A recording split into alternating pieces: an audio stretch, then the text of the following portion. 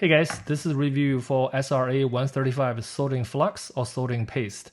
The review gonna have two-part, open box review and a live demo to see the comparison result with or without SRA 135. Open it up, you can see those yellow paste. And then how much weight?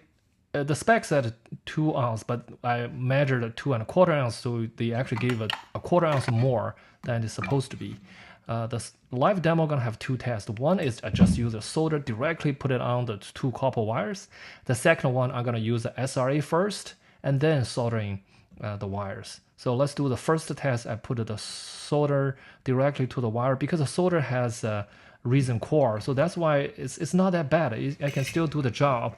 But one thing I noticed that the soldering does not flow freely. There's some areas not covered, some areas just covered barely.